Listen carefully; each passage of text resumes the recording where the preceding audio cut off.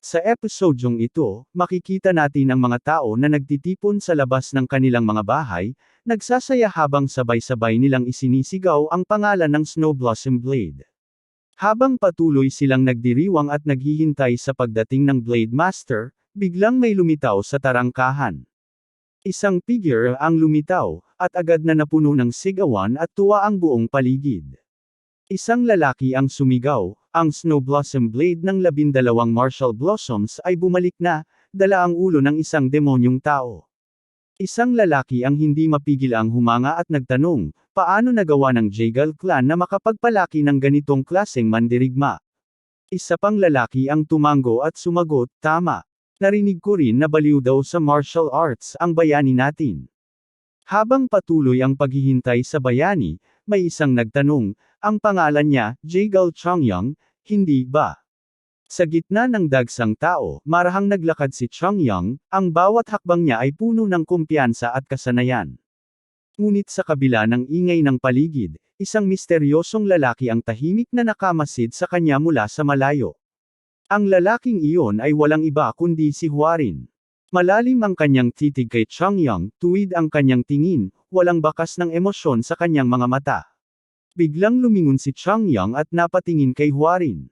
Saglit silang nagtagpo ng tingin, tila ba sa isang iglap, may nabuo silang hindi maipaliwanag na koneksyon.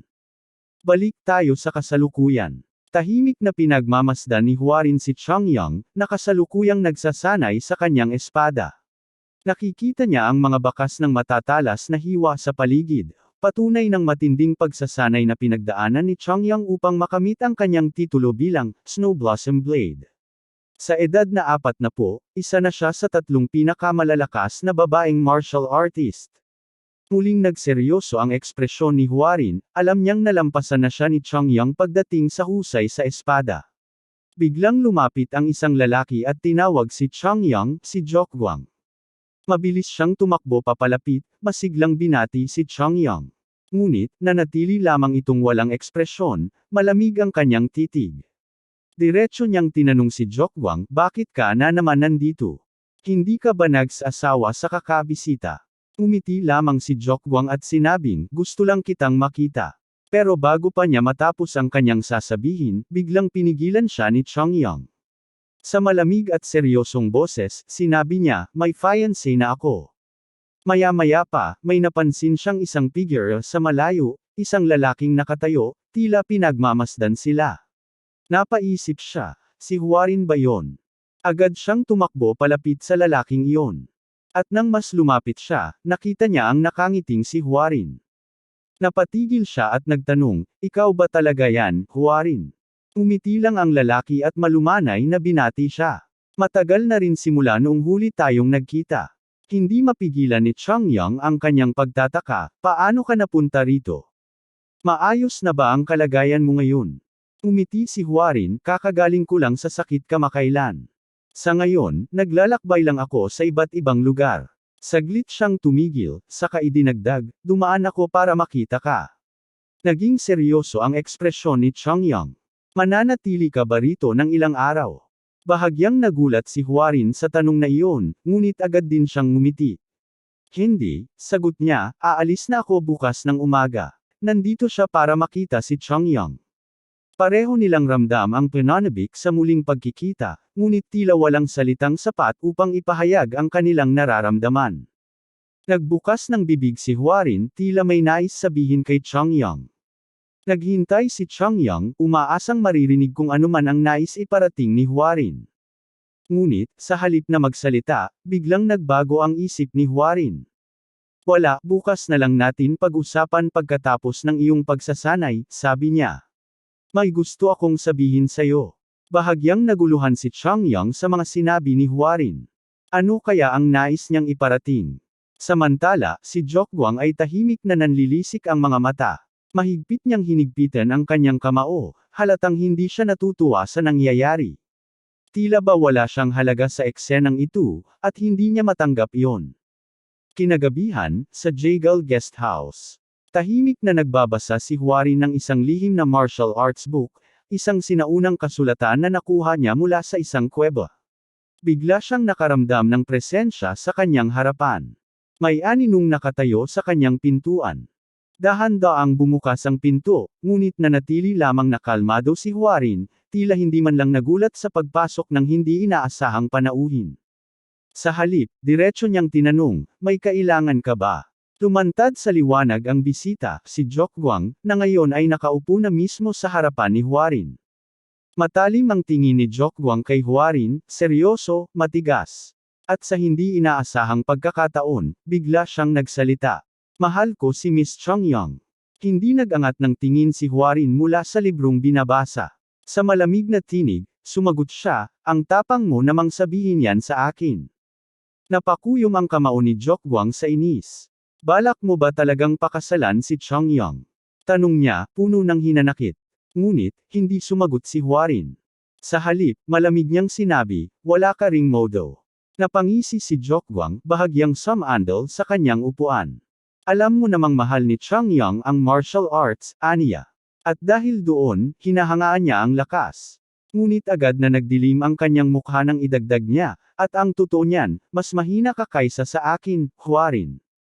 Nagpatuloy si Jokguang sa kanyang pagyayabang. Ilang taon na rin mula nang nagsimula akong gumawa ng pangalan sa mundong ito. Ang mga tao ay tinawag akong Asher Cloud Dragon Blade. Bahagya siyang ngumiti ng mayabang. Ikaw naman, Huarin. Ano ang naabot mo? Sa mapanuyang tono, itinuloy niya, bagong galing ka lang sa sakit. Ni hindi mo nga mahal si Chongyang, hindi ba? Biglang tumahimik ang silid. Tumitig si Huarin kay Jokguang, isang matalim at nakakatakot na tingin. Mula sa kanyang kinauupuan, marahan niyang itinulak ang kamay ni Jokguang mula sa mesa.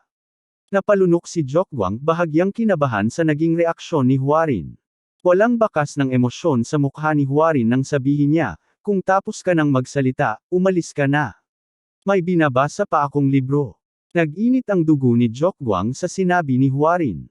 Sa ilalim ng mesa, mahigpit niyang hinawakan ang isang bagay, isang matalim na armas na tila may masamang balak. Tumayo siya at sumigaw, pagsisisihan mo to, Huarin. Kasabay nito, malakas niyang isinara ang pinto at tuluyang umalis. Tahimik na pinagmasdan ni Huarin ang pintuan. Mahinang napabuntong hininga siya, pero nasa isip niya ang isang bagay. Sa paraan ng pagtitig ni Jokguang sa kanya, alam niyang may binabalak ito. Habang patuloy na binabasa ni Huarin ang lihim na aklat na nakuha niya, napabulong siya sa sarili, mukhang mas maaga kong magagamit ang kaalaman dito kaysa sa inaasahan ko. Ngunit biglang bumukas ang pinto. Napakunot noo si Huarin, naiinis sa pag-aakalang bumalik na naman si Jokguang. Ngunit hindi si Jokguang ang pumasok, kundi si Jaegal Yohi, ang nakababatang kapatid ni Chongyang. Naistorbo ba kita sa iyong pagpapahinga? Tanong ni Yohi, na may mahinahong tinig. Nagulat si Huarin sa biglaang pagbisita ni Yohi.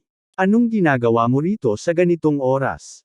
Tanong niya. Sa formal na paraan, bahagyang yumukod si Yohi at sinabing, narinig kong aalis ka bukas ng umaga. Muling pinagmasdan ni Huarin si Yohi. Nagbago na nga siya, naisip niya. Isa na siyang ganap na dalaga ngayon. Bigla siyang napangiti, natatawa sa isipang kakaiba si Yohi, malayong malayo sa dating ugali niya noong nasa Mount Wudang sila. Kung mas matagal pa akong manatili rito, baka makaabala na ako sa pagsasanay ni Chongyang, sagot ni Huarin. Bukod doon, may mga bagay din akong kailangang asikasuhin sa amin. Tumango si Yohi, tila nasisiyahan sa sagot ni Huarin. Ngunit bigla siyang lumapit at may pilyang ngiti na bamulong, totoo bang pakakasalan mo ang ate ko? Napakurap si Huarin, hindi inasahan ang tanong. Matalim ang tingin ni Yohi, seryoso niyang hinihintay ang sagot ni Huarin. Napabuntong hininga si Huarin, naisip niyang bakit parang lahat ng tao ay interesado sa usapang ito. Habang nakakaramdam ng kaba, naisip niyang panahon na para linawin ang mga bagay-bagay. Kinabukasan, sa Jaegal clan. Ang pinakamatandang anak ng pamilya, si Jaegal Baek, ay tumingin kay Huarin at nagtanong, kailangan mo bang umalis agad? Umiti si Huarin at sumagot, nakapagpaalam na ako sa pinuno ng angkan at nakausap ko na rin si Chongyang. Sa tingin ko, dapat na akong umalis. Ngunit may panunuksong sumingit si Jaegal Baek, mukhang may isang taong medyo nadismaya sa iyong pag-alis. Sabay lingon kay Chongyang, na tila hindi may pinta ang mukha. Napatingin si Huarin kay Changyang at biglang naalala ang sinabi niya kagabi. Pwede ba tayong mag-usap ng privado? Tanong niya kay Changyang. Ngunit bago pa sila makalayo, isang bastos na tinig ang biglang sumigaw, tinatawag ang pangalan ng angkan ni Huarin. Si Jokguang. At hindi siya nag-iisa, dala niya ang karamihan sa kanyang mga tauhan mula sa kanilang angkan. Nakangisi siyang bumati, ako si Jokguang, ang Asher Cloud Dragon Blade ng Songchun Clan. Kasabay ng kumpiyansang tindig, diretso niyang sinabi, hinahamon ko ang tagapagmana ng Tianzhong Clan sa isang laban. Ngayon, magkatapat na ang dalawang naglalaban, nagulat si Jay Galbayek sa biglaang pagsisimula ng isang sparring match. Hindi niya inaasahan ito. Biglang sumingit si Changyang at may bahid ng paghamak sa kanyang tinig nang sabihin niya kung gaano kayabang ang batang Panginoon, si Jokguang. May madilim na ekspresyon sa kanyang mukha habang sinasabing napakabastos naman ito, hamanin ang isang taong kakagaling lang sa pagkakasugat. Idinagdag pa niya na kung nais talaga nitong makipaglaban, dapat ay nagtakda ito ng tamang petsa. Ngunit ngumisi lang si Jokguang at sinabing, talaga bang mali ang hamanin ang isang tagapagmana ng isang marangal na pamilya ng mandirigma? Pagkatapos ay tumingin siya sa mga taong nanunood ng eksena at inihayag sa lahat, matagal ko nang gustong makita ang maalamat na espada ng Tianzhong sa aksyon. Idinagdag pa niya na narinig niyang paalis na si Huarin, kaya natatakot siyang mawala ng pagkakataon, kaya humihingi siya ng paumanhin sa kanyang kawalang galang. Si Huarin naman, nakatingin lang ng walang emosyon kay Jokguang, na paulit-ulit siyang kinakausap at hinihimok na tanggapin ang hamon. Tahimik niyang inobserbahan ang sitwasyon, habang ang mga tao sa paligid ay nagsimula ng magbulong-bulungan. Alam na niya, malinaw na nais lang siyang ipahiya ni Jokguang. Alam rin niyang hindi pa siya ganap na nakababawi sa mga sugat niya. Ngunit nang tumingin siya sa kanyang mga kasama, nakita niya sa kanilang mga mata ang matibay na kumpiyansa sa kanya. Isang kasamahan niya ang sumambot, ipakita natin sa kanya kung sino tayo. Bahagyang napangiti si Huarin sa narinig. Pagkatapos ay bigla niyang tinanong si Bayang, hindi mo ba ako pipigilan sa pagkakataong ito? Mabilis ang naging sagot ni Bayang. Sinabi niyang dapat niyang tanggihan ito, na hindi pa tuluyang gumagaling si Huarin mula sa mga sugat na dulot ng pagsalakay ng mga mamamatay tao. Iyon ang gusto kong sabihin, dagdag pa niya. Ngunit nang tumingin siya kay Huarin, para bang alam na niya ang magiging desisyon nito. Kaya naman itinuloy niya, ngunit, sa tingin ko tatanggapin mo pa rin ito, hindi ba? Mula sa kanyang pananalita, isang bagay ang naging malinaw. At tiyak kung ito ay para sa kapakanan ng Tianzhong, aniya. Kung ganoon, bilang tapat mong lingkod. Sa puno ng kumpiyansang tinig, sinabi ni Bayang, malugod kung tatahakin ang landas na pipiliin mo. At sa huli, buong pagtitiwala niyang idinagdag, tanggapin mo ang hamon, at siguraduhin mong mananalo ka. Nagulat si Huarin sa kanyang sinabi, bumalik sa kanyang alaala ang isang pangyayari, at tila may nagbago kay Bayang mula noon. Pagkatapos ng ilang sandali ng pag-iisip, ngumiti siya, isang matibay at tiwalang ngiti. At sa huli, tinanggap niya ang hamon. Sa sumunod na eksena, sa loob pa rin ng lupain ng mga Jaygal, nagsimula ng magtipon ng mga tao sa lugar kung saan magaganap ang laban ni Huarin at Jokguang.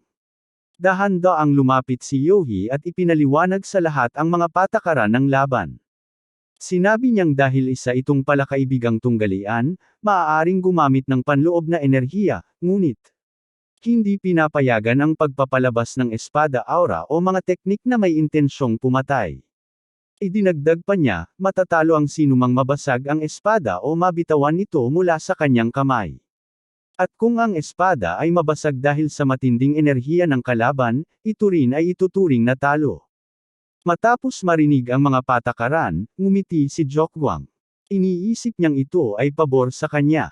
Alam niyang hirap pa rin si Huarin sa pagpapadaloy ng kanyang enerhiya dahil sa mga natamong sugat. Sa isang mayabang na ekspresyon, inisip niyang dahan-dahan niyang paglalaroan si Huarin, unti-unti, hanggang sa tuluyang ipahiya ito. Ngunit sa kabilang banda, walang emosyon si Huarin nang biglang sabihin, mukhang nakakabagot lang ang isang simpleng sparring match. Pagkatapos, may mungkahi siyang ibinigay. Paano kung lagyan natin ng postahan? Nagkaroon ng pagkalito sa mukha ni Jokguang. Ano ang ibig mong sabihin? Tanong niya. Ngunit kalmado lamang na ipinaliwanag ni Huarin, ang matatalo, kailanman ay hindi na muling makakapasok sa Jegal clan. Napatawa si Jokguang sa narinig. Nakakaaliw na pastahan.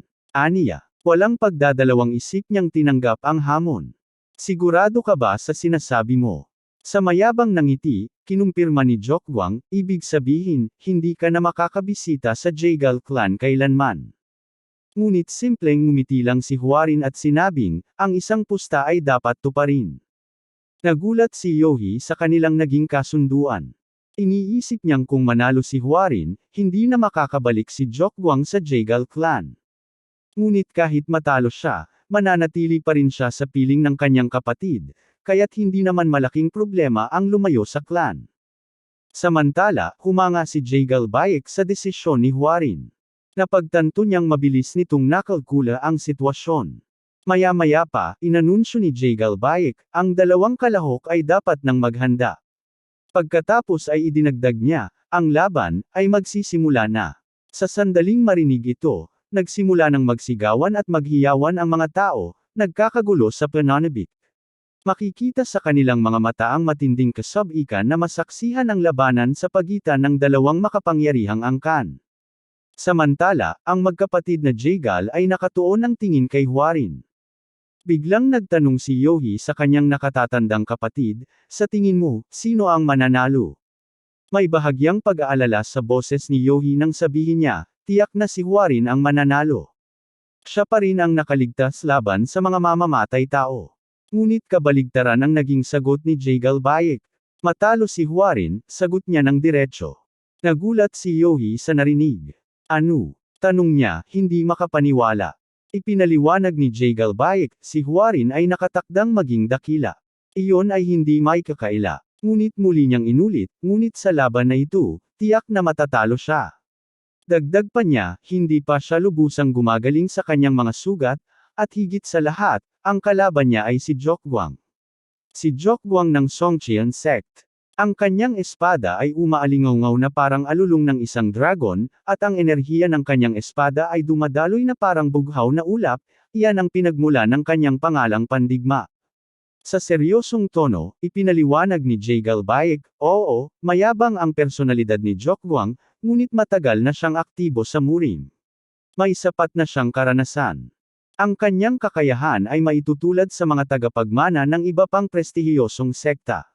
Matapos ang kanyang paliwanag, napatingin siya kay Chongyang at tinanong, sang-ayon ka ba sa akin? Ngunit si Chongyang, na may matigas na ekspresyon sa mukha, ay tila hindi nababahala. Tahimik lamang siyang naghihintay sa magiging resulta ng laban. Ngayon, ang dalawang mandirigmang magkalaban ay tumayo sa gitna ng entablado, nakaharap sa isa't isa. Parehong handa na sa laban. Muling ngumiti si Jokguang, may tiyak na kumpiyansa sa sarili. Iniisip niya kung bakit tinawag noon ang Tianzhong bilang Dragon Gate. Ngunit ngayon, nilate niya ang angkan. Ngayon, isa na lang kayong hamak na uod sa lupa. Ngunit may matalim na titig si Huarin nang sumagot, hayaan mong ipakita ko sayo. Ngayon, inilabas nilang pareho ang kanilang mga espada, at ang hangin sa paligid nila ay biglang naging mabigat. At sa isang iglap, nawala sila sa kanilang kinatatayuan. Mabilis silang naglaho at sabay na umatake. Walang pag-aalinlangan, walang anumang pag-init ng laban, sa unang salpukan pa lang ng kanilang mga espada, isang matinding puwersa ang sumabog mula sa kanilang sagupaan. At dito na nagtatapos ang ating episode. Kita-kits sa susunod na kabanata, kaya huwag kalimutang i-like ang video na ito at mag-subscribe sa ating channel. At syempre, suportahan nyo rin ang ating pangalawang channel Tagalog Manhwa Legends, para sa mas maraming epic na kwento. Maraming salamat at hanggang sa muli.